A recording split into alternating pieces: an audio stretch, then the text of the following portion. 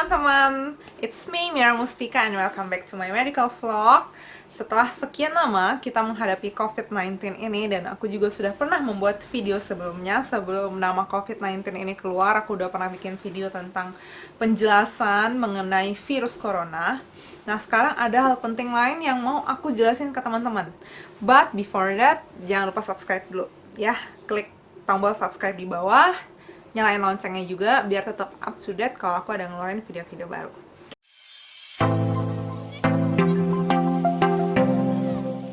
Oke, sekarang kita bakal bahas tentang nutrisi untuk kita menghadapi virus corona atau COVID-19 ini. Jadi ada hal penting yang harus diperhatikan tentang nutrisi ini. Tapi sebelum aku menjelaskannya, aku mau jelasin dulu kenapa nutrisi ini sangat penting.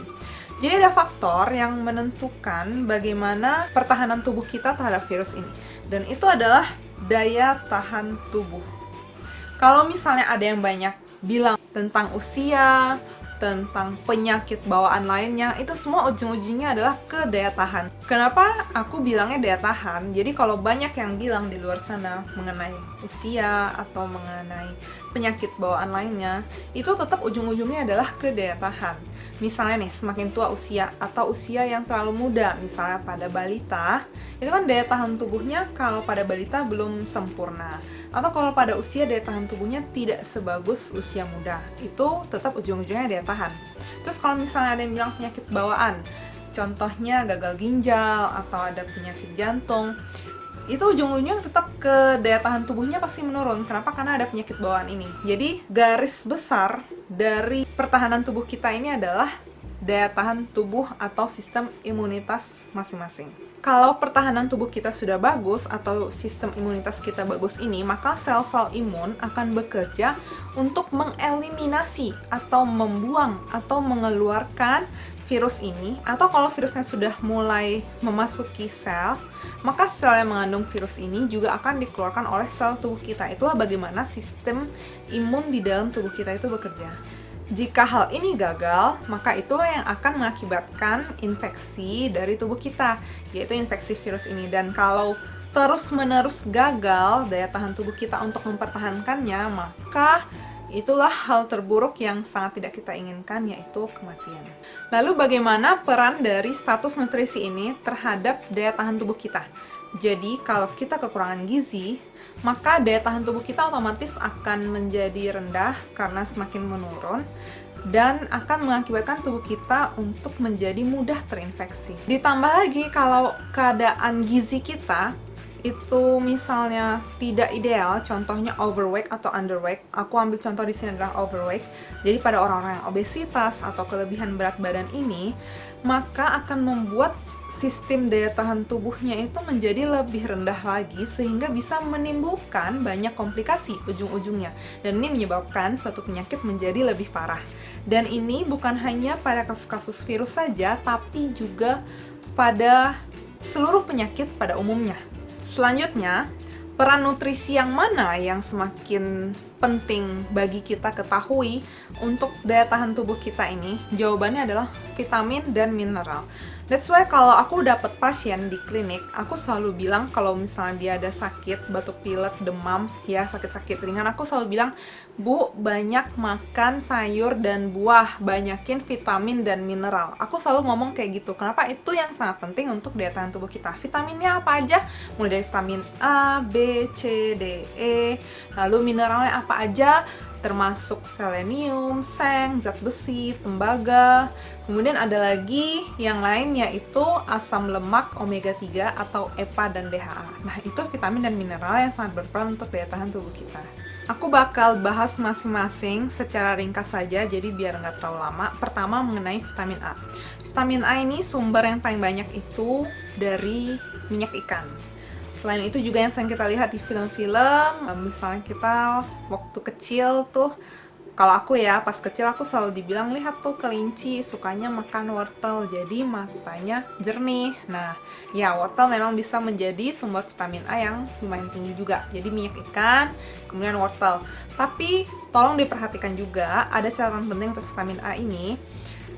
Kadangkala suplementasi vitamin A pada kondisi pneumonia, yaitu penyakit paru-paru, jika diberikan berlebihan justru menyebabkan menyebabkan keadaannya menjadi tambah parah. Jadi kalau untuk pencegahan bagus, tapi kalau misalnya sudah terinfeksi, sebaiknya dipertimbangkan untuk pemberian vitamin A ini. Jadi jangan sembarangan teman-teman aku bilang bagus terus main kasih-kasih aja. Ini perlu diperhatikan juga ya, kalau sudah terinfeksi tolong konsultasi dulu aja sama dokternya atau sama ahli gizinya. Kemudian lanjut ke vitamin B. Vitamin B itu banyak terdapat pada makanan hewani. Contohnya ikan tuna misalnya. Kemudian ayam, terutama hati ayam itu juga tinggi dengan vitamin B. Kalau untuk vitamin C itu banyak terdapat pada buah. Contoh buahnya misalnya kiwi, kemudian jambu biji juga tinggi dengan vitamin C, dan jeruk yang paling kita kenal itu juga sangat tinggi dengan vitamin C. Lanjut ke vitamin D. Vitamin D itu tingginya pada susu. Kita semua pasti tahu kalau susu itu kaya dengan kalsium dan vitamin D. Jadi vitamin D bisa kita dapatkan dari susu, kemudian dari ikan juga, dan kuning telur. Dan perlu diperhatikan ya teman-teman, kebanyakan vitamin D, jadi misalnya aku sebutin nih, banyak di ikan, banyak di susu, banyak di kuning telur. Tapi kalau kebanyakan justru akan memberi peran yang sebaliknya, yaitu bisa menurunkan daya tahan tubuh kalau kebanyakan. Jadi jangan berlebihan juga. Dan cara paling bagus untuk memaksimalkan fungsi dari vitamin D ini adalah dengan berjemur di bawah sinar matahari. Tapi jangan siang hari. Pagi hari dan paling ideal itu jam 9 selama 25 menit. Kurang lebih, nggak harus dipas-pasin banget lah ya, kurang lebih 25 menit dan di pagi hari. Lanjut ke vitamin E. Vitamin E itu banyak pada kuaci bunga matahari pertama. Jadi kalau hamster, dulu aku ingat ada film Hamtaro, sukanya makan kuaci yang ada lagunya Biji Bunga Matahari. Nah, itu kaya akan vitamin E. Selain dari kuaci bunga matahari ini juga bisa kita dapatkan dari almond, kemudian dari minyak-minyakan, contohnya minyak bunga matahari lagi, kemudian minyak kelapa sawit, minyak zaitun, minyak jagung. Nah, itu juga kaya akan vitamin E. Selanjutnya kita masuk ke mineral. Kalau mineral banyak terdapat pada makanan seperti kalau selenium itu banyak pada daging. Kemudian untuk seng dan tembaga itu banyak terdapat pada seafood, yaitu makanan-makanan dari laut. Contohnya kepiting, lobster, kemudian dari hati ayam itu juga tinggi dengan seng dan tembaga. Terakhir untuk mineral zat besi itu banyak ditemukan pada makanan seperti hati ayam, bayam, tempe, kangkung, juga kerang. Nah, tapi ini juga ada catatan pentingnya, ada notes-nya, bahwa zat besi ini dibutuhkan oleh mikroorganisme untuk bertumbuh. Virus termasuk mikroorganisme. Jadi, kalau kebanyakan justru malah akan meningkatkan resiko dan memperparah dari infeksi. Jadi, jangan kelebihan juga. Untuk EPA dan DHA banyak ditemukan pada minyak ikan. Ini bisa teman-teman lihat langsung kalau beli suplemen minyak ikan yang paling sering, yang paling mudah juga, bisa dilihat langsung di situ berapa kadar EPA dan DHA-nya. Biasanya kalau beda merek itu beda lagi kandungan di dalamnya. Dan ini sama dengan vitamin D tadi, terlalu banyak memakan atau mengonsumsi EPA dan DHA justru akan menurunkan daya tahan tubuh. Jadi minumlah sesuai dengan anjuran dari kemasan suplemen minyak ikan yang kita minum itu. Jadi intinya di sini adalah kita harus benar-benar mempertahankan gizi seimbang.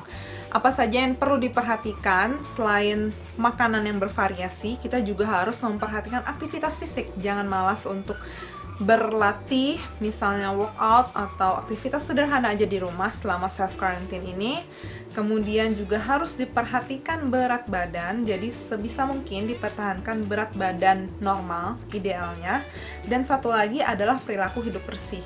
Kalau misalnya perilaku hidupnya kotor, kemudian diare, jadi semua yang sudah dikonsumsi akan keluar begitu saja dan itu juga sia-sia. Nah, 4 ya, berarti makanan yang bervariasi, aktivitas fisik, perilaku hidup bersih, dan menjaga berat badan. Itulah bagaimana cara kita mempertahankan gizi yang seimbang dan ideal yang sangat bagus untuk tubuh kita. Jadi kesimpulan dari semua yang aku bahas hari ini adalah untuk menghadapi COVID-19 yang sedang marak-maraknya saat ini, pertahanan tubuh harus betul-betul optimal agar kita tidak mudah terinfeksi oleh virus. Itu kesimpulannya. Nah, sekarang aku juga mau ngasih rekomendasi lain secara singkat saja, yaitu mengenai makan. Sebaiknya alat makan jangan dipakai bersamaan. Kenapa? Itu untuk mengurangi atau menurunkan resiko penularan juga. Dan setelah makan, alat-alat makannya tolong dicuci sampai bersih. Jangan cuma taruh gitu aja terus pergi ninggalin. Kalaupun mau cuci ya cuma bilas atau cuci sekedarnya aja. Tolong jangan, benar-benar dicuci sampai bersih. Dan terakhir, ini pertanyaan yang sering banget ditanyain ke aku, mungkin bisa dibilang frequently asked question. Apakah bawang putih, jahe, jambu, dan segala macam yang sudah disebutkan itu benar-benar bisa untuk mencegah COVID-19 ini? Jawabannya adalah sampai sekarang belum ada bukti dari penelitian yang benar-benar dipublikasikan secara jelas, secara resmi bahwa mengonsumsi makanan atau minuman yang sudah aku sebutkan tadi itu bisa 100% mencegah, 100% mengobati COVID-19. Sampai sekarang jawabannya adalah belum ada bukti untuk itu. Tapi kalau teman-teman merasa dengan mengonsumsi jambu, misalnya jus jambu biji itu membuat badan teman-teman merasa lebih fit, ya silahkan, nggak ada salahnya juga. Bukan berarti aku bilang nggak ada bukti nggak boleh diminum loh ya, boleh diminum, cuma aku nggak menjanjikan bahwa itu akan mencegah atau mengobatinya. Oke guys, that's all. Aku sudah ngejelasin semua tentang nutrisi dalam menghadapi COVID-19 ini. Silahkan di-share supaya semua mendapatkan manfaat dari video ini. Jangan lupa di-like juga, kasih jempolnya yang gede, yang banyak, supaya aku juga terus semangat untuk membuat video-video kesehatan buat kalian. Subscribe buat yang belum subscribe, dan silahkan komen di bawah kalau ada tanggapan atau pertanyaan terhadap video ini. Mau request video apa juga boleh, kalau bisa aku bikin, bakal aku bikinkan untuk kalian. See you guys!